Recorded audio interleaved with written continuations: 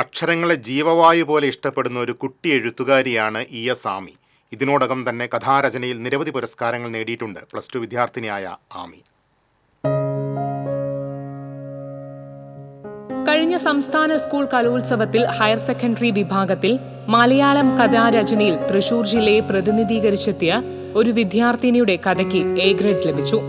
E S. Ami എന്ന +1 വിദ്യാർത്ഥിനിയായിരുന്നു അതിജീവനത്തിന്റെ കഥ പറഞ്ഞ ആ കൊച്ചു കഥാകാരി. വേഗത്തിൽ നീങ്ങുന്ന ഘടികാര സൂചികൾ എന്നതായിരുന്നു കഥയുടെ വിഷയം. കഥയെഴുത്തിൽ ഭാഷ കൊണ്ട് വൈവിധ്യം തീർക്കുന്ന ആമി എഴുത്തിന്റെ ലോകത്ത് ശക്തമായ സ്ത്രീ സാന്നിധ്യമാണെന്ന് വിധികർത്താക്കളും അന്ന് വിലയിരുത്തി.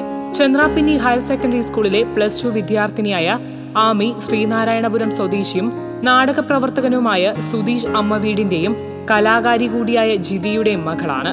കുഞ്ഞുനാളിലെ വായനയുടെ ലോകത്തേക്ക് കടന്നുവന്ന ആമി 4ാം ക്ലാസ്സിൽ പഠിക്കുമ്പോൾ തന്നെ കഥകളും കവിതകളുമെല്ലാം എഴുതാൻ തുടങ്ങിയിരുന്നു. അക്ഷരങ്ങളാണ് ആമിയുടെ ലോകം. ഹൈസ്കൂൾ തലത്തിൽ വിദ്യാരംഗത്തിന്റെയും ശിശുക്ഷേമ സമിതിയുടെയും കഥാരചന മത്സരങ്ങളിൽ ഉപജില്ലാ ജില്ലാ തലങ്ങളിൽ തുടർച്ചയായി സമ്മാനങ്ങളും വാരിക്കൂട്ടി. നിരവധി മറ്റ് പുരസ്കാരങ്ങളും ഈ പെണ്ണെഴുത്തുകാരിയെ തേടിയെത്തി. വയനാട് പെരിക്കല്ലൂർ സ്കൂൾ 2024 നടത്തിയ സംസ്ഥാനതല കഥാപുരസ്കാരം, 2024 TV കൊച്ചുബാവ പുരസ്കാരം, ഈ വർഷത്തെ ഗാർഗി അങ്കണം പുരസ്കാരം, കളരിപ്പറമ്പ് ഗ്രാമീണ വായനശാലയുടെ വായനയുടെ ലോകം പുരസ്കാരം തുടങ്ങിയ ചെറുതും വലുതുമായ അംഗീകാരങ്ങളുടെ പട്ടിക അങ്ങനെ നീളുന്നു. ഞാൻ എഴുതി തുടങ്ങിയത് ഒരു 4ാം ക്ലാസ് ഒക്കെ തൊട്ടാണ്. 4ാം ക്ലാസ് തുടങ്ങി എഴുതി തുടങ്ങാന്ന് പറയുമ്പോൾ ആ ഒരു പ്രായം തുടങ്ങി വായനാശീലൊക്കെ ഉണ്ട്. വീട്ടിൽ ചെറിയൊരു ലൈബ്രറി ഒക്കെ അച്ഛനമ്മയും കൊണ്ടുവരികയും അതിൽ നിന്ന് ഒരുപാട് പുസ്തകങ്ങളൊക്കെ വായിച്ച് കൊച്ചു കൊച്ചു പുസ്തകങ്ങളിൽ നിന്ന് തുടങ്ങി പിന്നെ വലിയ വലിയ പുസ്തകങ്ങളിലോട്ട് കയറിയിട്ടാണ് പതുക്കേനെ എഴുത്തിന്റെ മേഖലയിലോട്ടൊക്കെ വരുന്നത്.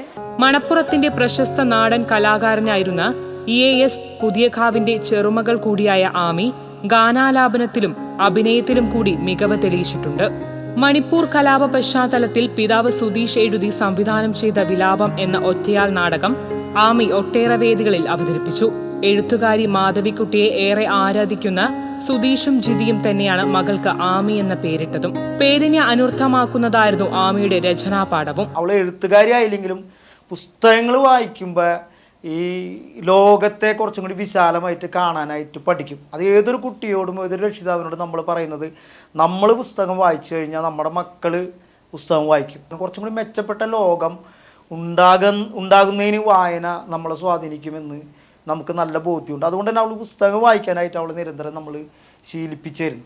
ചെറുതും വലുതുമായ പുസ്തകങ്ങളിലൂടെ വായനയെ പ്രണയിക്കുന്ന ആമിയുടെ തെരഞ്ഞെടുത്ത 20 കഥകൾ പുസ്തകരൂപത്തിൽ പ്രസിദ്ധീകരിക്കാൻ തയ്യാറായി കഴിഞ്ഞു.